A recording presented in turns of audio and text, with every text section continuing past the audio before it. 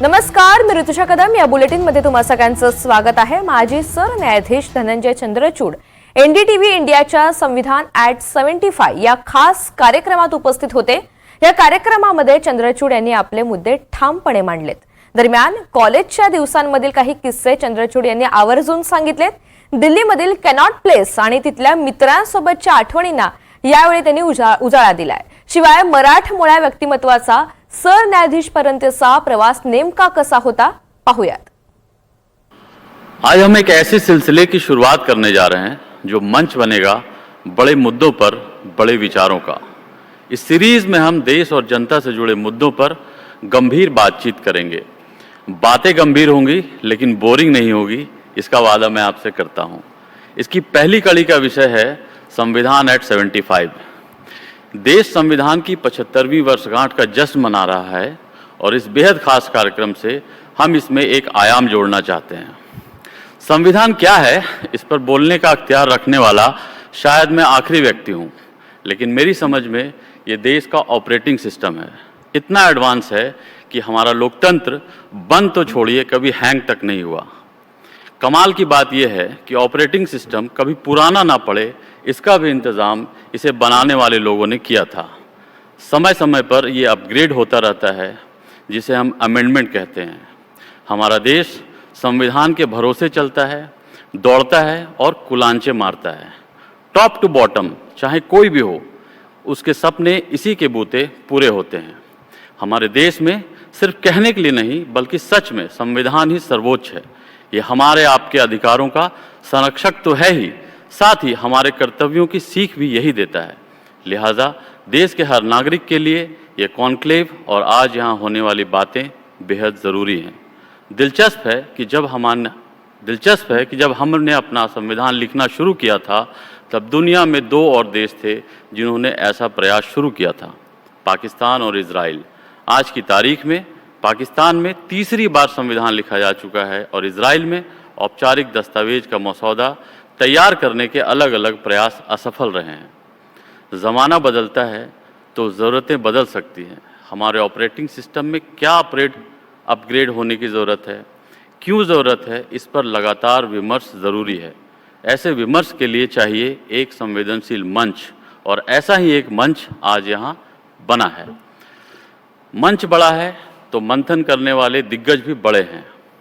भारत के 50वें मुख्य न्यायाधीश जस्टिस डी.वाई. चंद्रचूड़, पूर्व सीजेआई जस्टिस यू ललित, संसदीय कार्य मंत्री Kiren Rijiju, justice A K. Sikri, justice Gyan Sudha Mishra, पूर्व चुनाव आयुक्त डॉक्टर एस.वाई. कुरैशी और जाने माने संविधान विशेषज्ञ फैज़ान मुस्तफ़ा, कानून की दुनिया के कई दिग्गज और वरिष्ठ नेता, ये तमाम लोग आज इस विषय पर चर्चा करेंगे. लेकिन इस वक्त मैं ख़ास तौर से आभार व्यक्त करना चाहूँगा जस्टिस डी.वाई. चंद्रचूड़ का कि उन्होंने अपना बहुमूल्य वक्त इस आयोजन के लिए निकाला. इन्हें लोग कानून की दुनिया का रॉक स्टार भी कहते हैं. ऐसा क्यों कहते हैं ये बताने की ज़रूरत नहीं है. महिला अधिकारों के चैम्पियन, निजी अधिकारों के चैम्पियन, समलैंगिकों के अधिकारों के चैम्पियन, अयोध्या केस पर फैसला, आर्टिकल 370 पर फैसला. जस्टिस चंद्रचूड़ ने अपने कार्यकाल में 500 से ज़्यादा अहम फैसले किए. इनमें से कई फैसले ऐसे हैं जिनके दूरगामी असर आप देखते रहेंगे.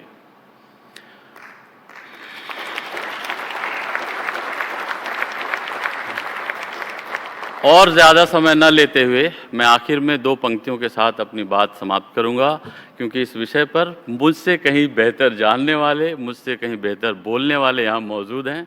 ये पंक्तियाँ हैं: रातों के अंधकार में भी मैं दीपक सदा जलाता हूँ, मैं भारत का संविधान हूँ, सबको सही राह दिखाता हूँ.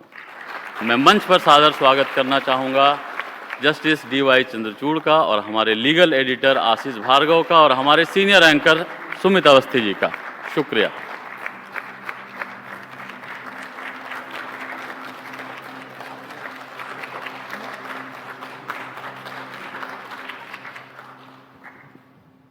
सर बहुत बहुत स्वागत है sir. Thank you so much. Thank you. मंच पे हम लोग तो आपको दिख ही रहे हैं, लेकिन आपको मैं ब्रीफ कर दूं. इस सेशन में हम लोग बात करने वाले हैं संविधान और न्यायपालिका की भूमिका पर. तो आप सब लोग जो यहाँ बैठे हैं, आप सबका बहुत बहुत धन्यवाद वक्त निकालने के लिए, जुड़ने के लिए. तो शुरुआत करते हैं सर आपकी इजाज़त से। Thank you so much for being with me. संसदीय लोकतंत्र हमने अपनाया है, उसमें संविधान भी है, सर्वोच्च है और संसद भी है। संसद को अधिकार है कि वो कानून बनाए, लेकिन उसे संविधान के दायरे में होना होगा। संसद संविधान भी बदल सकती है, लेकिन उसके मूल ढांचे को नहीं बदल सकती। ये व्यवस्था हमारे सुप्रीम कोर्ट ने दी हुई है।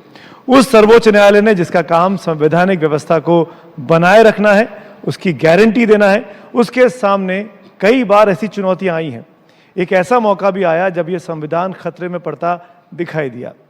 इमरजेंसी के उस दौर की काली याद अब भी हम सबको कचोटती है, लेकिन ऐसे कई अवसर आए हैं इस बीच में जब सुप्रीम कोर्ट ने संविधान की भावना की रक्षा की, संसदीय व्यवस्था के भटके कदमों को रास्ते पर लौटाया। दरअसल न्यायपालिका ही संविधान की असली संरक्षक है। तो इस सत्र में बात संविधान और न्यायपालिका की भूमिका के लिए करेंगे। इस जटिल लेकिन अहम मुद्दे पर बात करने के लिए भारत के मुख्य न्यायाधीश रहे, 50वें मुख्य न्यायाधीश रहे, डॉक्टर जस्टिस डी.वाई. चंद्रचूड़ हमारे साथ मंच पर हैं। और इस चर्चा में मेरे साथ मेरे सहयोगी आशीष भार्गव, जो एनडीटीवी इंडिया के लीगल एडिटर हैं, वो भी यहाँ बैठे हैं। आपका भी बहुत बहुत आशीष स्वागत है। Sir, let me ask you the first thing. पहला सवाल बहुत आज ठीक 15वां दिन है, आप सुप्रीम कोर्ट नहीं गए हैं, कैसे रही है 15 दिन आपके पहले? 8.5 साल की आदत थी। उसके पहले 24 साल मैं जज रहा हूँ। उसके अलावा मेरी दुनिया में और कुछ ज़्यादा और कुछ काम नहीं था। बस सुबह उठ के केस फाइलें पढ़ना, कोर्ट जाना, शाम को आके जजमेंट्स डिक्टेट करना, रात को अगले दिन की फाइलें पढ़ना। So I must confess as a human being that it's not an easy thing to suddenly have this shift in life. पर मैं कई बार ऐसा सोचता हूँ निजी मेरे जीवन में कितनी जो चीज़ें मैंने आत्मसात कर ली हैं, पर कितनी चीज़ें खोई भी हैं। पिछले 24 साल में मेरे परिवार के साथ में ना एक लंच ले सका, कई बार रात के डिनर के लिए भी मैं अपने ऑफिस में रहता था। तो ऐसी कई चीज़ें हैं जो कि मैं अब करना चाहता हूँ और कर रहा हूँ। It's beautiful to be a private citizen, not bound by the restraints, the responsibilities of judicial office. एक बात आप मुझे थोड़ा सा उस पर वो है कि शाम को आप कभी घर नहीं गए। 9:30 तक तो मुझे पता रहता था कि आप ऑफिस में हैं, और जब तक आप अपने ऑफिस में रहते थे, सब सुप्रीम कोर्ट का जितना स्टाफ है, सिक्योरिटी है, सब वहीं पर रहते थे 9:30 बजे तक रात को। तो सर, ये एक ऐसा सवाल है कि आपको इंस्पायर किसने, कहाँ से हुए आप इंस्पायर कि आप देश के लोगों को न्याय देना है, मुझे इसी फील्ड में जाना है? क्योंकि बहुत मेहनत भरा काम, और जैसा आपने बोला कि बहुत कुछ आदमी अपनी ज़िंदगी में खोता भी है। मुझे याद है कि एक बार आपकी बेटी बीमार हो गई थी, चंडीगढ़ आप नहीं जा पाए थे, बहुत आपको दुख हो रहा था क्योंकि यहाँ आपको काम करना था। तो ये इंस्पिरेशन के पीछे कौन है कि आपने ये सोचा? आशीष, इसका इंस्पिरेशन संविधान at 75, the inspiration has been the constitution. हमारे संविधान का जो प्रियम्बल है, उसमें जो वैल्यूज़ प्रकट की हैं, liberty, dignity, equality, liberty, dignity, equality, fraternity, these are the values really which sustain the life of every citizen. And the emancipatory values of the Constitution is ultimately something which sustains us as citizens and as judges in the work which we do. And I think throughout my life, both as a young law student, as a lawyer, then as a judge, it is these values which have been truly inspirational. Supreme court के chief justice का court है, उसमें 4 steps हैं। तो हम 4 steps जब लेते हैं सुबह, उसके पहले थोड़ा सा विचार विमर्श होता है, जजेस के साथ गपशप होती है। We try and reduce the stress of the day by cutting a few jokes before we actually ascend those 4 steps. But when we ascend the first step, a transformation takes place in your mind as a judge, because you immediately realize the enormous responsibility which you are going to fulfill that day. A very senior colleague of mine in the Bombay High Court gave me a little plaque when I was just appointed, and that was a plaque on which the Naukar mantra was written, you know, the famous Jain Navkar mantra, नमो अरिहंताणाम, नमो सिद्धाणाम, नमो आर्याणाम, नमो उज्जायणाम. And he said, read this every day before you ascend the steps of your court. And I thought that, what that really brings to life, and I thought I should mention this right at the outset, is the fact that when you read those lines and keep them a part of your own psyche, your own mental makeup, you try and liberate yourself from values such as anger, attachment, greed, envy. And these are very important personal attributes for a judge. You can be angry at the way sometimes a case is argued. You may have an attachment to a particular issue which is argued before you. You may be envious sometimes. But I think the important thing about judging is the fact that you must always try and take a step back and try and keep yourself away from the zone of conflict. Because that really is the heart of being a judge in our system today, guided by the constitutional values. आप conflict से दूर जाने की बात कर रहे हैं, इत्मीनान से, सब्र से, धैर्य की बात कर रहे हैं. पर जज साहब, हमने कई बार देखा सुप्रीम कोर्ट में आपके इन 2 साल के टेन्योर के दौरान सेपरेशन ऑफ पावर को लेकर कार्यपालिका और न्यायपालिका के बीच बहुत ही अच्छी, बहुत ही जटिल बहस हुई, जो कॉन्स्टिट्यूशन के हिसाब से लोकतंत्र के लिए बहुत अच्छी बहस थी. आप इस सेपरेशन ऑफ पावर को कैसे देखते हैं? उससे पहले मैं 2 ऑब्जर्वेशन आपकी बताना चाहता हूं जी. जो मैंने ऑब्जर्व किया. एक केस में आपने असहमति के बारे में बोला कि dissent is safety valve of democracy. असहमति डेमोक्रेसी का, लोकतंत्र का सेफ्टी वॉल्व है. अगर इफ यू प्रेस इट, अगर आप इसको दबाएंगे तो कुकर विल ब्रस्ट. ये आपने कहा था, बहुत बड़ी बात थी, इसकी बहुत चर्चा आज तक होती है. दूसरी ऑब्जर्वेशन आपने दी थी, सरकार को बताया था कि हमारे कंधे इतने मजबूत हैं कि हम कोई भी फैसला कर सकते हैं. Our shoulders are broad enough. ये 2 ऑब्जर्वेशन और जो ये सेपरेशन ऑफ पावर की बात कर रहे हैं, इनके बीच में आपके विचार क्या होंगे कि क्या यही सेपरेशन ऑफ पावर का संदेश आप देने की कोशिश कर रहे थे? जी, 75 साल हो गए हैं आज संविधान को, और ये इन 75 सालों में हमारे देश में बहुत अच्छे कन्वेंशंस आए हैं. And the separation of powers is a very important convention which we have adopted. Now there are times when the doctrine of separation of powers does come under strain. There can be no denying that. What separation of powers really postulates is that lawmaking will be carried out by the legislature, the execution of law will be carried out by the executive, and the judiciary will interpret the law and decide disputes. There are times when this comes under a strain. The chief area is policy making. Now, policy making is something which has to be entrusted to the government. In a democracy, लोकतंत्र में जो policies बनवाते हैं हम किसी भी area में, वो सरकार बनवाती है, क्योंकि सरकार, the government is ultimately accountable to the people through the legislature, whether it's parliament or the state legislatures. But कई बार ऐसे होता है कि कोई पॉलिसी ही नहीं है. अब जब पॉलिसी नहीं है, तब क्या कोर्ट शांत रहेगी? अब एक उदाहरण मैं आपको देता हूँ. Sexual harassment at the work place, इस पे पॉलिसी नहीं थी, ना ही कोई लॉ था. उस समय सुप्रीम कोर्ट ने policy guidelines they framed, and those policy guidelines were to remain in force until the parliament enacted a law on the prevention of sexual harassment at the work place. That's what exactly happened. Parliament enacted a law. Sometimes there is a problem about inadequate enforcement of law, in which courts have to step in.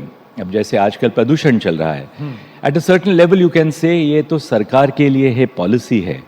It's a policy issue. क्या स्कूलों को बंद करना चाहिए, स्कूलों को online जारी करना चाहिए काम, ट्रक्स को दिल्ली में अंदर आना चाहिए, ट्रक्स को अंदर नहीं आना चाहिए. At a certain level this is a policy issue. पर आप इसमें if you look at it very carefully, you will find that apart from just being a pure policy issue, these issues raise questions about fundamental rights. यानी हमारे नागरिकों के जो मूलभूत अधिकार हैं, उन पे भी इन केसेस का it's important that we understand that these cases depend upon our assessment of the fundamental rights of citizens. So courts cannot, in that sense, step aside on every issue and say that, well, this is a policy matter which we cannot decide. When fundamental rights are involved, the courts are duty-bound under the Constitution to step in.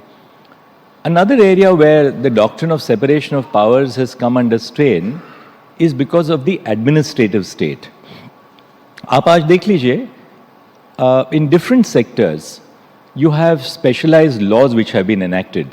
अब privatisation के बाद 1990 के privatisation के बाद electricity में नए कानून आए हैं, कंपटीशन में नए कानून आए हैं, इकोनॉमिक रेगुलेशन ऑफ एयरपोर्ट्स उस पे नए कानून आए हैं, पोर्ट्स के रेगुलेशन पे नए कानून आए हैं. So what this is done is that you have expert regulatory agencies which have been set up as part of this complex area of regulation of the economic life of the nation. Now, as a result of this, the power which was earlier entrusted exclusively to the courts to interpret the law is now being taken over by the expert regulatory agencies. और ये जो आजकल नए expert regulatory agencies हुई हैं, जैसे सेबी है, competition commission है, बाकी एजेंसीज हैं, जो जुडिशरी का कोर फंक्शन था, अक्सर हम देखते हैं कि ये कोर फंक्शन आज वो एजेंसीज को जा रहा है. That again is a little bit of a change from the traditional idea of separation of powers. So the separation of powers as a basic concept of democracy is alive and well in our society. But उसमें थोड़ा बहुत काफ़ी बदल आया है because of the complexities of the modern age in which we live. एक सवाल आपकी इजाज़त से और पूछना चाहता हूँ. आपने कहा कि जस्टिस चंद्रचूड़ की नीतियाँ बनाना, पॉलिसीज़ बनाना सरकार का काम है. ये ऐसा टॉपिक है जिस पे आप बोलते रहे हैं, मैंने आपके कई इंटरव्यूज़ में देखा है. मैं कोलिजियम सिस्टम की बात कर रहा हूँ. सरकार जजेस अपॉइंटमेंट को लेकर एक पॉलिसी बनाना चाहती है. अगर पॉलिसी बनाना सरकार का काम है, संसद का काम है, तो जजेस वहाँ पे कहाँ खड़े हैं? आपको वहाँ पर क्या कहना चाहेंगे? देखिए, पॉलिसी बनवाना, कानून बनवाना संसद का काम है. बट कानून, कोई भी कानून बनता है, उसकी वैलिडिटी है, उसकी वैधता है, इस पर निर्णय लेना ये तो कोर्ट का हक है. कोर्ट का केवल हक ही नहीं है, पर कोर्ट की जिम्मेदारी है. Article 13 of the Constitution says that any law which is enacted by the legislature which violates the provisions of Part 3 of the Constitution is void. अब void है, वैध है, नहीं है वैध, इस पे विचार विमर्श कौन कर सकता है? जुडिशरी कर सकती है, और केवल जुडिशरी ही कर सकती है. When a law is made by Parliament, we start with a presumption of constitutionality. The presumption of constitutionality is that लोकतंत्र में जो लोगों के प्रतिनिधि हैं, इन्होंने ये कानून बनवाया है, तो ठीक होना एक presumption है. But that presumption can be overcome by demonstrating that the law is unconstitutional. Therefore, the power to decide upon the validity of legislation is always entrusted in democracies with a written constitution to the Supreme Court or the Constitutional Court, whether it's the United States, Germany, Australia, India. केवल हमारे देश में ही नहीं, other countries in the world also have followed the same tradition. So in that sense, we have not adopted the absolute principle of parliamentary sovereignty, which say has been adopted in the United Kingdom, because they didn't have a written constitution until the European Convention on Human Rights came in, and where now they are governed by at least the principles in the ECHR. आपने collegium के बारे में बात की, उसका जिक्र किया. उसके बारे में यही कहना चाहता हूँ that ये जो कोलिजियम सिस्टम है, शायद there is a lot of misunderstanding about the way the collegium system works. The collegium system has entrusted responsibilities to different levels of the state. I'm not saying the government, the different levels of the state in a federal system. So the high courts are involved in the process of appointment of judges. Files are processed by the governors and by the chief ministers in the states, because they are the executive in the federal form of government in the states. The file is then processed at the level of the union government in the Ministry of Home Affairs. The Intelligence Bureau will give its inputs. ये सारे inputs जब एकत्रित करते हैं तो फिर supreme court को भेज देते हैं.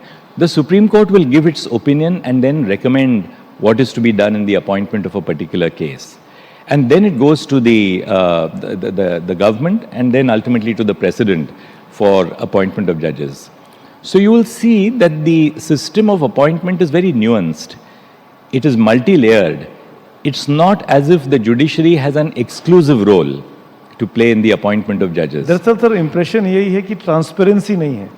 ऐसा बाहर पब्लिक को लगता है कि हमको पता ही नहीं चलता है कि जजेस कैसे बनाए जाते हैं, कैसे नियुक्त होते हैं, कैसे कोर्ट्स, हाई कोर्ट्स और सुप्रीम कोर्ट में आ जाते हैं. अब डू यू थिंक कि ट्रांसपेरेंसी की आवश्यकता है इस प्रोसेस? ट्रांसपेरेंसी की आवश्यकता जरूर है, पर जब ट्रांसपेरेंसी की बात करते हैं हम, देखिए पिछले 2 साल में what are the norms on which we appoint जजेस, इसको हमने पब्लिसाइज किया है वेबसाइट पे सुप्रीम कोर्ट के. First we look at the seniority of the जज. ये नहीं कि सबसे जूनियर मोस्ट जज को आप सुप्रीम कोर्ट, हाई कोर्ट में सबसे जूनियर मोस्ट जज है उसको आप सुप्रीम कोर्ट लाएंगे, ये बात तो चल नहीं सकती. Seniority, integrity, merit, the need for regional representation of different states in the Supreme Court, the need for broad and diverse representation on the basis of gender, marginalization, on the basis of also, social transformation, such as bringing in the scheduled caste, scheduled tribes, the other backward classes, adequate representation to different minorities. These are all the factors which are borne in mind by the Supreme Court Collegium, और इसको हमने publicise कर दिया है हमारी website पे कि ये मूलभूत सिद्धांत हैं जिनके आधार पर हम डिसाइड करते हैं हम कि किसको सुप्रीम कोर्ट में अपॉइंट करना है. अब जब हम ट्रांसपेरेंसी की बात करते हैं, एक हम लोगों को ये ज़रूर मन में ध्यान में रखना चाहिए that we are dealing with the lives and careers of people who are going to be appointed to the Supreme Court. अब कई बार ऐसे होता है कि सुप्रीम हाई कोर्ट के जजेस या चीफ जस्टिस जिनकी हम नियुक्ति करते हैं सुप्रीम कोर्ट के लिए, मान लीजिए 10 लोग कंसिडरेशन में हैं, उसमें 3 लोग नियुक्त किए जाते हैं, 7 लोगों को आप नियुक्त नहीं करते हैं. अब हर चीज़ हम यदि पब्लिक आई में उसको प्लेस कर दें, if we disclose all the reasons, that will seriously affect their ability to perform as judges in the future. Likewise, when we are appointing lawyers to the High Court, there may be, say, a group of 25 lawyers who are under consideration. Eventually, 7 may be selected. Now, if we were to start publicizing all the details of the personal lives of people who are going to be appointed, good people will say, I don't even want to be considered for appointment. So, in the process of transparency, Right. we should not find a solution which would be worse than the disease which we are seeking to cure. Yeah. Because you are ultimately dealing with the lives of people, careers of people. So there has to be this very delicate balance which is drawn between transparency, objectivity, and yet preserving the candor in the process. आपको मैं और एक उदाहरण देता हूँ. जब कोई high court से अपॉइंटमेंट रिकमेंडेशन आती है सुप्रीम कोर्ट में, the judges of the Supreme Court who have routed through that High Court would be consulted. अब मैं बम्बई में उच्च न्यायालय में मैं जज रहा, इलाहाबाद उच्च न्यायालय का मैं चीफ जस्टिस था, तो बम्बई और इलाहाबाद के कोई भी अपॉइंटमेंट्स हों उसमें मेरी राय ली जाती थी when I was not in the collegium. If all that the consultee judges have said is going to be put on the public platform, many consultee judges will find it very difficult to express their views candidly. Right. Because ultimately you must be conversant of the social system, the pressures which operate within the overall, the social system in which all of us exist. So there is no real straightforward answer how much transparency and how much should be the balance which is to be drawn in terms of preserving the sanctity of the system. Sir बहुत सारे काम हुए, virtual hearing हुई, online सब कुछ हुआ. आपने ये कहा कि आम लोगों तक पहुंचे अदालतें कैसे काम करती हैं. अदालतें वर्चुअल फॉर्म में लोग देखने लगे, कमेंट्स भी आते हैं, ट्रोल भी होते हैं. तो क्या जजेस पर या न्यायपालिका पे इसका असर पड़ता है जब ट्रोलिंग शुरू होती है? किस तरीके से आपने ये बोल दिया, इन्होंने ये कर दिया. कई बार ऐसा भी होता है जो हुआ नहीं उस पर भी ट्रोलिंग हो जाती है. फिर ये सवाल जवाब कौन देके, ऐसा तो हुआ नहीं था. देखिए आपके साथ भी हुआ एक बार, मुझे याद है, और आपने अदालत में कहा भी. एक बार आशीष मेरे साथ कई बार हो गया है शायद आज भी होता है. देखिए ज़माना बदल गया है. The Constitution has gone through the process of 75 years of evolution. Right. जब 1950 में सोशल मीडिया नहीं थी, ना ही इंटरनेट भी था हमारे पास. We are now living in a new normal. Some call it the post-truth society, where the internet, the media can be deeply influenced to shape public opinion. अब मुझे ये कंसर्न है, I have this concern really, that obviously criticizing a judgment, critiquing a judgment is part of your fundamental right to freedom of speech and expression. Every citizen is entitled to understand what is the basis of a decision and to express their opinions on the decisions of the court. But when this goes beyond the decisions of the court and targets individual judges, then it sort of raises fundamental questions about is this truly freedom of speech and expression? कई बार हम ऐसा देखते हैं कि जो court में बहस होती है वो निर्णय नहीं होता है. बहस इसलिए होती है कोर्ट में कि हम सत्य क्या है किसी केस में उसकी खोज में होते हैं. अब सत्य का जब शोध होता है कोर्ट में तो आप सवाल पूछते हैं. सवाल एक साइड को फेवर करता होगा, दूसरी साइड को फेवर करता होगा, पर ultimately that is not the decision which the court is arriving at. Social media में ये हुआ है कि social मीडिया's attention span is 20 seconds, right? You have those shorts, which even I sometimes watch. Now, everybody therefore wants to form an opinion on 20 seconds of what they see on YouTube or any social media platform. That poses a grave danger because the process of decision making in the courts is far more serious. It is really nuanced, which nobody has the patience or the tolerance today on social media to understand. And that is really a very serious issue which is confronting the Indian judiciary. शायद जजेस को भी train करने की ज़रूरत है, क्योंकि जब जजेस हम वकालत करते थे, नए नए जज बने थे, ना ही हमें कोई ट्रेनिंग दी थी किसी ने कि आप सोशल मीडिया के एज में सोशल मीडिया को आप कैसे संभालोगे, कैसे निभाओगे. तो जजेस को ट्रेन करना बहुत ज़रूरी है, because obviously there are today special interest groups, pressure groups, who are trying to use the social media to affect the minds of the courts and the outcomes of cases. Let's not make any bones about it. मैं आपको ये कह सकता हूँ कि नहीं, हमें कोई असर नहीं पड़ता हम लोगों पे. ये कहना सत्य नहीं होगा. आप कोर्ट जाते हैं किसी केस की सुनवाई के लिए, उसके पहले ही सोशल मीडिया पे आता है कि केस में क्या होने वाला है, केस में क्या डॉक्यूमेंट्स फाइल किए हैं, केस में क्या एफिडेविट फाइल किया है, सरकार ने क्या किया है, क्या कहा है, इन्होंने दूसरी साइड ने क्या कहा है. So I think what is being done really now is that social media is not merely a form of communication of information. It is a very powerful means of affecting outcomes in society. And the social media is being used to influence the outcomes of cases. And judges have to be very, very careful about this fact that constantly they are being subject to this barrage of special interest groups trying to alter the decisions of what happens in the courts. तो आप अभी भी उसको socially बोलेंगे या unsocial बोलेंगे?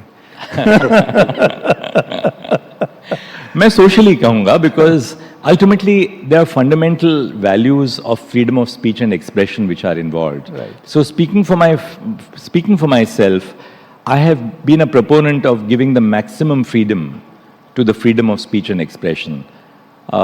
That's really what the Constitution is all about. And in fact, sir, आप ही हैं जिन्होंने ब्लाइंड फोल्ड हटाया, न्याय की देवी की आंखों से काली पट्टी हटी, हाथों में तलवार की जगह संविधान की किताब आई. आप ही हैं जिन्होंने इतने क्रांतिकारी जजमेंट्स लिखे, चाहे होमोसेक्सुअलिटी की बात हो, चाहे 370 की बात हो, चाहे इलेक्टोरल बॉन्ड की बात हो. बहुत से ऐसे फैसले, कुछ का जिक्र संतोष ने किया भी अपने ओपनिंग रिमार्क्स में. लेकिन मैं सर स्पेसिफिकली 2 केसेस के बारे में आपसे जानना चाहता हूं, क्योंकि आप कोर्ट नंबर 1 में नहीं है और कोर्ट नंबर 1 के बाहर हम आपसे अब हम खुलकर बात कर सकते हैं. और मैं उस बारे में जानना चाहूँगा कि जब आप 370 और इलेक्टोरल बॉन्ड को लेकर जब आप डिसीजन सुनाने जा रहे थे, आपकी बेंच जा रही थी, तो क्या तैयारी थी, क्या प्रेशर था, क्या मन में था कि ट्रोलिंग होने वाली है, क्या इसका खौफ था, या आप तैयार थे कि जो होगा देखा जाएगा, हमको तो सत्य के साथ रहना है? जी, आपने ये 2 केसेस का जिक्र किया, but to my mind there is no case, कोई भी ऐसा मसला जज के लिए बहुत बड़ा नहीं मैं समझता हूँ, या कोई मसला किसी जज के लिए बहुत छोटा भी नहीं होता. The ultimate effort of the court is to apply your training. You analyze the case from the perspective of the facts, the law. अब आप अयोध्या की बात करें, it was a first appeal before the Supreme Court. The Allahabad High Court had decided the suit, and there was a first appeal before the Supreme Court. अब first appeal में निर्णय करते हुए कैसे निर्णय करना चाहिए? These are very well settled principles which have been laid down not by us, but for generations to come, even before the independence in 1947. Namely, you look at the pleadings of the parties, you look at the evidence in support of a case or otherwise. So what I'm trying to drive at is this, that no matter how big a case is or how small, maybe a case relating to somebody's pension, somebody's employment, you basically apply the same principles as a judge. Likewise, when you are dealing with a case like, say, Article 370 or the electoral bonds case, I'll throw in one more case. Right. Or recently we decided the Aligarh Muslim University case. The principles which you have to follow have been enunciated over generations. Or judicial decision making में there is one very basic principle कि आप overnight किसी चीज़ में आप बदलाव नहीं लाते हैं, बदलाव धीरे धीरे होता है, which is the strength of the system. अब कई बार ऐसे होता है समाज में, हम लोगों के बारे में काफ़ी क्रिटिसिज्म होती है कि आप बदलाव इतने जल्दी क्यों नहीं ला सकते. उसकी वजह है that the judiciary stands for a sense of stability in the evolution of doctrine, namely that there are certain fundamental values of a society which must be continued. So even when we decided, say, a case like the Aligarh Muslim University case recently, Right. We were guided by the decisions of the Supreme Court right from 1950. When we decided the electoral bonds case, we were governed similarly by decisions on what is an arbitrary exercise of legislative power. Those principles have been laid down by generations of judges before us, which we lay down. Now, those principles have also evolved over a period of time. अब नए नए सिद्धांत आए हैं, such as the doctrine of proportionality. हमारे यहाँ आज हमारे बीच जस्टिस अर्जुन सिकरी साहब हैं, उन्होंने पहले doctrine of proportionality modern dental college के उनके निर्णय में दिया था. Now, we have built on the doctrine of proportionality which was laid down by Justice Sikri in the modern dental college case. So incrementally, you change doctrine so as to make it more robust. Sir, आपके सवाल के बारे में यही जवाब मैं देना चाहता हूँ कि कोई भी केस हो, जितना भी बड़ा केस समाज समझती है या कितना भी छोटा केस समाज समझती है, एक जज के लिए, खासतौर पे सुप्रीम कोर्ट जज के लिए, ना ही केस बहुत कोई बड़ा होता है, ना ही केस कोई छोटा होता है. And you must have the ability to step back after all that is said in the case. You step back and then retreat from the zone of conflict. That is very important. Right. That as a judge you must retreat from the zone of conflict, and that's when you are left with yourself. That's the difference between a lawyer and a judge. You retreat from the zone of conflict, and you are left with no one else but your own thoughts to then see where the balance of justice will lie. Sir, पिछले 2 साल में हमने supreme court को बदलते देखा, 2 तरीके से बदलते देखा. एक सुप्रीम कोर्ट की बिल्डिंग को, इमारत को बदलते हुए देखा, और दूसरा न्याय प्रणाली को बदलते हुए देखा. नई पीढ़ी की आप बात कर रहे हैं, नई पीढ़ी आपसे बहुत ज़्यादा कनेक्ट है, आप शायद जानते होंगे. आपने महिला अधिकारों को लेकर चीफ जस्टिस बनने से पहले ही बहुत सारे फैसले दिए. आपने बात की कि जो स्टीरियोटाइप समाज में जो चलता है वो नहीं चलेगा. आपने सुप्रीम कोर्ट से ही उसकी शुरुआत की. आप डिसेबल्स के लिए मिट्टी कैफ़े सुप्रीम कोर्ट के अंदर लेकर आए, जो सब डिसेबल चलाते हैं उसको, और सब लोग वहां जाते हैं, और वो सब विजुअल, लोग वहां जाते हैं. वो विजुअल आज भी याद है. वो सबसे ज्यादा बिजी रहने वाला कैफेटेरिया है सुप्रीम कोर्ट के भीतर, जहां बैठने की जगह नहीं मिलती तो लॉयर बाहर खड़े होकर खाते हैं. आपने भी देखा होगा, सर्दियों में खास तौर पर. हमने देखा डिसेबल फ्रेंडली बनते हुए, टॉयलेट आपने उनके लिए बनाए, रैंप उनके लिए बनाए, महिलाओं को उनके अधिकार देने की बात की, डिसेबल्स को अधिकार देने की बात की, बहुत सारे फैसले भी दिए. उन फैसलों से आपके किस तरीके से इमोशंस जुड़े हुए हैं, क्योंकि हर आदमी जब आपकी बात करेगा तो महिला अधिकार और डिसेबल्स के अधिकार, इनको लेकर आपकी चर्चा हमेशा होगी। देखिए आशीष, personally I am a proponent of the fact that a judge cannot completely ignore their emotions, because law without emotions would be equal to tyranny. It's the emotions which give a judge a sense of compassion, the sense of humanity. क्योंकि निर्णय जब देते हैं, कोई भी जज निर्णय देता है और देती है, तो उसमें जो समाज कार्य की भावना है वो सबसे महत्वपूर्ण है। कि आज मैं जो निर्णय दे रहा हूँ, ये दो लड़ती हुई पार्टीज़ हैं मेरे सामने, पर उससे समाज कार्य कैसे होगा और समाज में हम कैसे बदलाव लाएंगे, चाहे वो डिसेबिलिटी राइट्स का इशू हो, जिसमें ख़ास तौर पे मैंने काफ़ी निर्णय दिए हैं। एक दलित लड़का है जो 17,000 फ़ी नहीं दे सकता है और उसको आईआईटी की एडमिशन मिली है, उसको आईआईटी की एडमिशन से उसको वंचित रखा है क्योंकि उसके पास 17,000 रुपये नहीं थे। उसकी बहन ने उसको क्रेडिट कार्ड दिया था, पर शाम का जब तक उसने क्रेडिट कार्ड यूज़ करने की कोशिश की, समय तो बीत चुका था। अब ऐसी बाधाएं आती हैं हमारे सामने, हर रोज़ आती हैं, एक ही केस नहीं है। तो अल्टीमेटली जज का जो कार्य है वो समाज से जुड़ा हुआ है। A judge is deeply involved in the process of social transformation. The Constitution itself is a social transformative document. Likewise, when we are dealing with issues of gender, say like the appointment of women on a permanent commission in the armed forces, there were a lot of arguments which were urged before us that, why women cannot be granted permanent commission in the armed forces.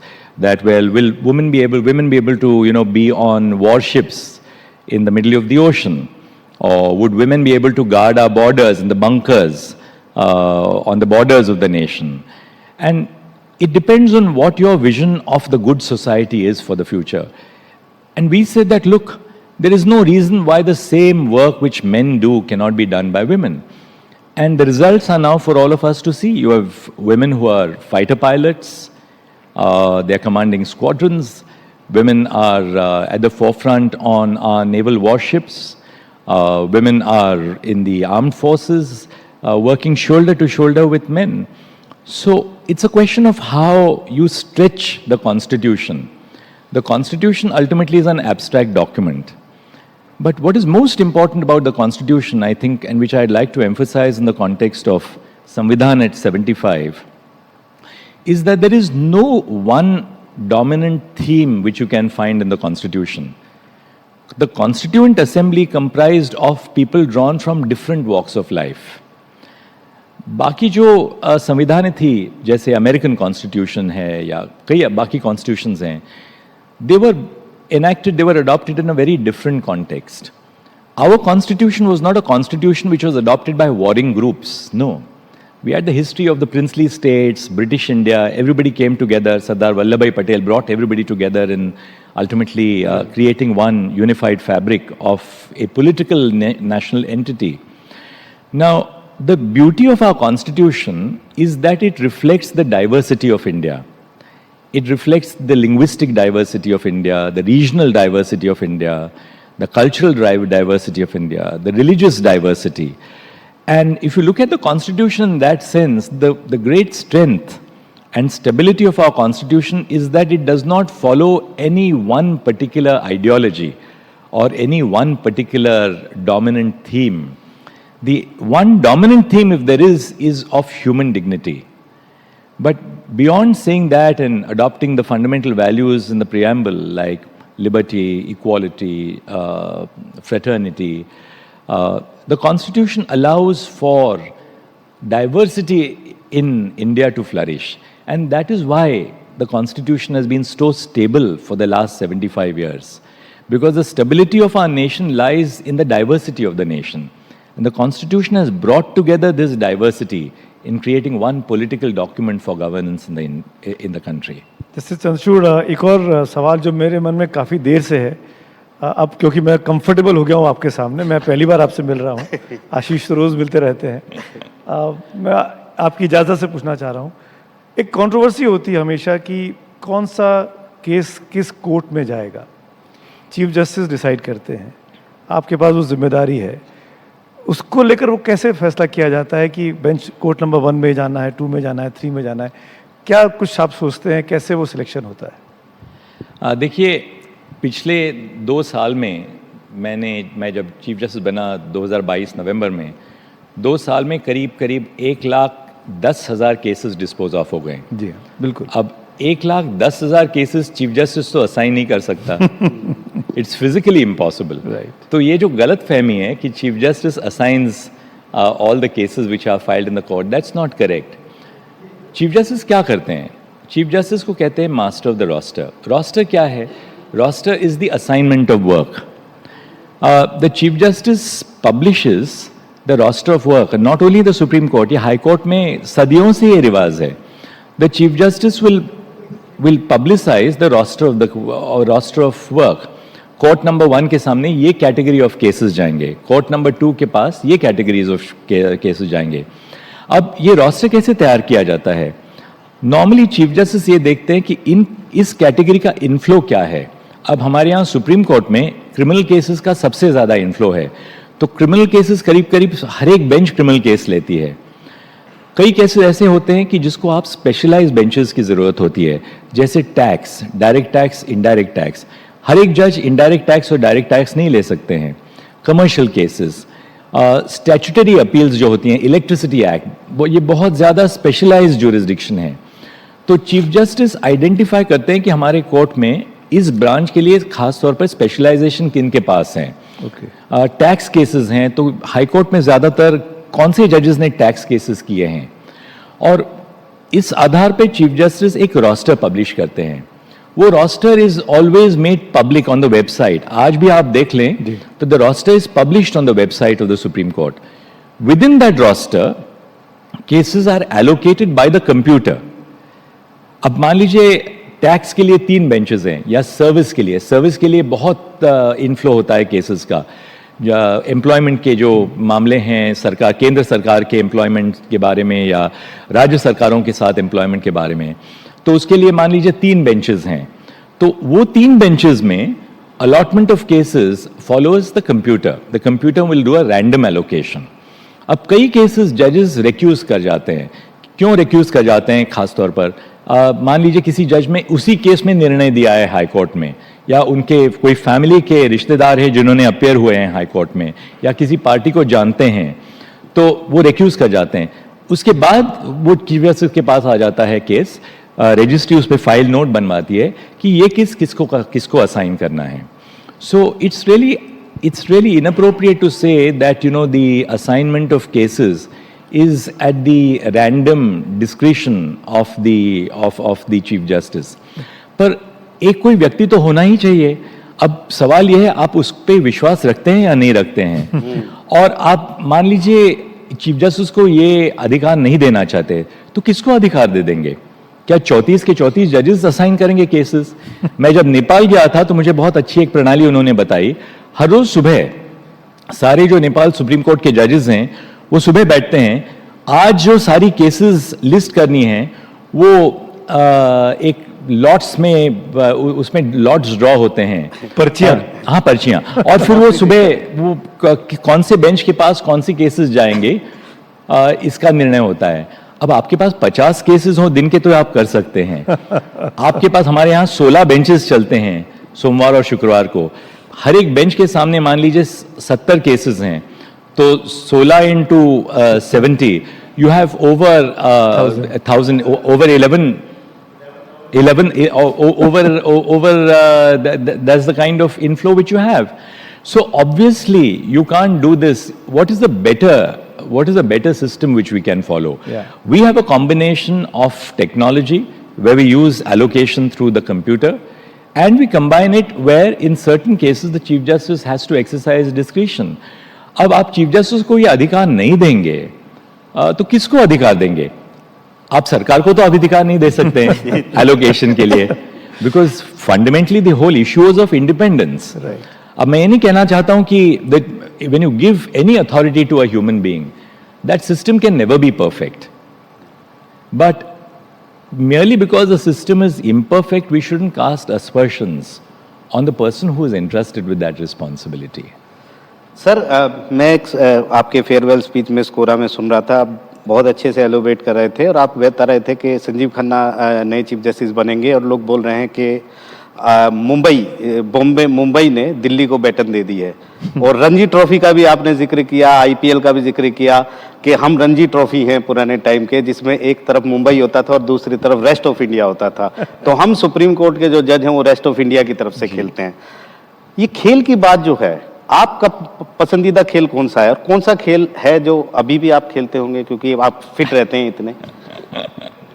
देखिए, पसंद का खेल तो cricket है, पर cricket खेलने के लिए समय नहीं मिलता था और शायद थोड़ी सी उम्र भी ज़्यादा हो गई है अब क्रिकेट खेलने के लिए, पर मैं क्रिकेट में बहुत दिलचस्पी रखता हूँ। आज भी इंडिया और ऑस्ट्रेलिया का जो मैच रहता है उसका मैं सीधा प्रसारण तो नहीं देख पाता हूँ, पर रात को 5-7 मिनट तो मैं हाईलाइट जो हैं वो हर रोज़ देखता था कि कैसे खेले हैं विराट कोहली, कैसे खेले हैं आज, अश्विन ने बॉलिंग कैसे की है, या बुमराह ने अच्छी गेंदबाजी की है कि नहीं, पर्थ में अच्छी गेंदबाजी की थी कल। तो इसमें तो काफ़ी दिलचस्पी रखता हूँ मैं। आपका फेवरेट क्रिकेटर कौन है सर?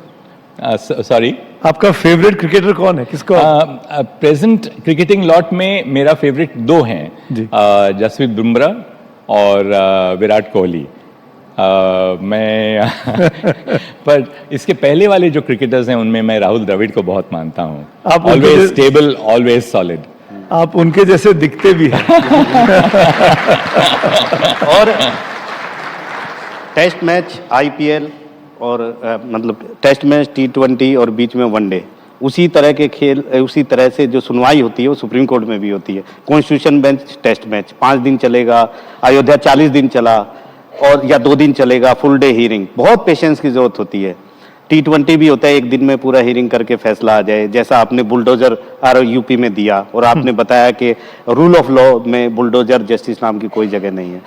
इसी तरह से कुछ ऐसे होते हैं जो जल्दी केस खत्म हो जाते हैं T20 की तरह।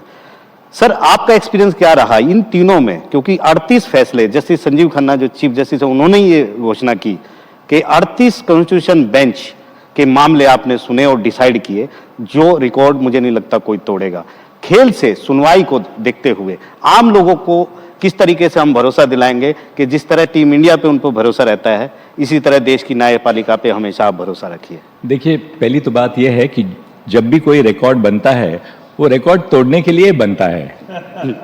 अब सचिन तेंदुलकर ने इतने सेंचुरीज किए हैं, वो शायद वो भी रिकॉर्ड टूट जाएगा एक दिन। तो किसी भी व्यक्ति को अपने में इतना विश्वास नहीं होना चाहिए कि जो मैंने कार्य किया उससे और कोई बेहतर नहीं कर सकता है। आगे आने वाली पीढ़ी इससे भी बेहतर काम करेगी, आज की पीढ़ी अच्छी उससे बेहतर काम करेगी। We must accept that others will do things better than what you do. That's what your faith in humanity is all about. You are right, I mean as a जज of the supreme court you have to balance 2 things. एक तो जो cases आते रहते हैं supreme court में, देखिए 2020 में करीब 29,000 मामले फाइल हुए सुप्रीम कोर्ट में। 2024 में जो एक्सट्रैपोलेटेड फिगर्स हैं, नवंबर तक हमारे पास फिगर्स हैं, हम अपेक्षित करते हैं कि करीब 60,000 मामले फाइल होंगे। तो 29,000 से 4 साल में दुगना हो गया है। अब एक तो जज के लिए सबसे बहुत महत्व यह होता है कि आपको जो नए नए केसेस आ रहे हैं उनका डिस्पोजल करना है, पर यह भी बहुत महत्वपूर्ण है कि ये सुप्रीम कोर्ट जो है, सर्वोच्च न्यायालय जो है, इट्स अ कॉन्स्टिट्यूशनल कोर्ट। और अपेक्षा क्या है? यही अपेक्षा एक नहीं है कि आप छोटे छोटे मामलों पर ध्यान रखेंगे, उन पर भी ज़रूर ध्यान रखना है आपको, पर जो बड़ी समस्याएं किसी भी पीढ़ी की, उनका भी तो आपको उन पर आपको विचार विमर्श करना है। So this is the balance which you have to constantly draw of hearing these seminal issues of our time, which the smaller issues and cases which come up before us. अब हमारे कॉन्स्टिट्यूशन बेंच के सामने कई मामले federalism के मामले थे, mineral rights जैसे कि मिनरल राइट्स पे कौन टैक्स कर सकता है, क्या केंद्र टैक्स कर सकता है या राज्य टैक्स कर सकते हैं? बहुत बहुत महत्वपूर्ण में मसला था। या इंडस्ट्रियल अल्कोहल है, इंडस्ट्रियल अल्कोहल को कौन रेगुलेट कर सकता है? क्या केंद्र रेगुलेट कर सकता है या राज्य रेगुलेट कर सकते हैं? तो ऐसे कई मामले हैं। जीएसटी में, GST is a sign of cooperative federalism. How do we ensure that this cooperative federalism between the center and the states flourishes? So these are the very important issues of the time which have come up before us. कई बार social media पे इसमें विचार विमर्श नहीं होता है क्योंकि these are not political hot potatoes in that sense for social media. But these are very critical issues for us as a court. तो दोनों चीज़ों पे ध्यान रखना है हम लोगों को. T20 जो आप कहते हैं और 5-day test match. Justice Chandrachud, एक सवाल और पूछना चाहूँगा मैं आपसे, और वो ये कि आपकी क्या राय है इंडिविजुअल स्पीकिंग, क्या जजेस को राजनीति में आना चाहिए? आपने कोर्ट छोड़ा, चुनाव लड़ लिया, आपने कोर्ट छोड़ा, आप राज्यसभा में आ गए, क्या कोई प्रोसेस होना चाहिए, कोई सिस्टम होना चाहिए? What is your own opinion? देखिए, पहली बात तो मैं आपको कहना चाहता हूँ कि any answer which I give should not be construed as casting an aspersion on judges who have gone before me. Jaise there were some very distinguished judges, Justice K. Subbarao, who's one of the greatest judges of our time, who resigned from the Supreme Court to contest the presidential election. Yeah. Now that was a call which Justice Subbarao took at that time, and I wouldn't want to be construed as expressing any form of disrespect to some of the greats of the past, merely based on a particular decision which they took. What I do believe, however, is this, that in everything, सेवानिवृत्ति के बाद, after retirement, समाज एक जज को, न्यायाधीश को हमेशा न्यायाधीश के रूप में ही देखती है. They never look at you, now you will call me former Chief Justice of India, or Justice Sikri, former judge of the Supreme Court of India. But society continues to look at you as a judge even when you lay down office. Therefore, things which are all right for other citizens to do, society expects would not be all right for judges to do, even when they cease to be in office. Therefore, primarily, it is for every judge to take a call on whether a decision which I take after I retire will have a bearing on how people assess the work which I did as a judge. Right after you, for instance, cease to be a judge, if you join politics, that may give rise to a certain perception on the members of society on what was the extent to which the judicial work which was carried out by the judge was influenced by the politics which that judge adopted thereafter. Now, obviously, judges are also private citizens and they are entitled to the same rights in a democratic society that a private citizen is entitled to. There is neither a bar in the Constitution nor a bar in the law to exercising those rights which a private citizen has. But there is an expectation of society from judges of a higher standard of behavior, which I believe it's for every judge to ask themselves. Second, perhaps there should be some element of consensus within the judiciary on what could be acceptable and what would not be acceptable. That consensus has still not evolved, and who better to evolve at that consensus than the judiciary itself, by having some form of discussion, dialogue between sitting judges, between former judges, on what is perhaps the most appropriate thing for retired judges to do. Just was last one clarification. तो मैं ये interpret कर सकता हूँ कि आप politics में नहीं जाने वाले हैं? I think I've given you my answer. The most important thing I think is that, and I believe that you will find me doing that, I don't think I should be doing anything in my life after 65 which would cast any element of doubt, not only on the work which I did, but on the integrity of my system. Because I'm conscious of the fact that I've reached here because of this institution. No individual, आपने अच्छी बातें कही मेरे बारे में, but no individual rises above the institution. We are really tributaries which emanate from the source. So in whatever a former judge does and your behavior, whether in terms of what you do after retirement or your personal lifestyles, this must accord with the sense of faith which society has in your institution. not just in your own work as a judge, but in how society perceives the institution of which you are a part. Thank you chief justice. दिल खोल के आपने बात की, बहुत इत्मीनान से बात की, साफ गोई से बात की, वक्त की इजाजत। सर से मैं ये पूछना चाह रहा हूँ कि सोशल मीडिया में आप हमेशा वायरल हो जाते हैं। कब एक मैसेज आया, एक सोशल मीडिया पोस्ट आया कि जस्टिस चंद्रचूड़ ने लिखा है कि वो कनॉट प्लेस में हैं, कॉलेज में मीटिंग हो गई और शॉपिंग करने आए थे, 500 रुपये ऑटो के लिए चाहिए। या डिजिटल अरेस्ट एक बिजनेसमैन ने कर लिया आपकी कोर्ट दिखा के। आप ये सब देखते होंगे, कैसा लगता होगा आप? सोशल मीडिया को या कनॉट प्लेस को? देखिए, कनॉट प्लेस को तो हम जब कॉलेज में थे, हम उसमें उस समय कहते थे, दिल्ली यूनिवर्सिटी का मैं छात्र था, तो हम उस समय कहते थे सीपी में टीपी। तो सीपी में टीपी क्या है भाई? तो सीपी में कनॉट प्लेस में टाइम पास। तो एक समय ऐसा भी था जो हम सीपी में टीपी करते थे। जी जी। मैं 210, 220, 240 डीटीसी के बस से सेंट्रल सेक्रेटरीट से मैं जाता था दिल्ली यूनिवर्सिटी, या कभी मन करता था तो 101 ले जाते थे, वो रेड फोर्ट से चांदनी चौक से होते हुए जाती थी। सोशल मीडिया को मैं खासतौर पर जब मैं जज था, हर चीज़ तो मैं देखता हूँ, इसलिए क्योंकि क्या है, देखिए, you are human beings and you are liable to be deflected in the work which you do by constantly looking at the social media.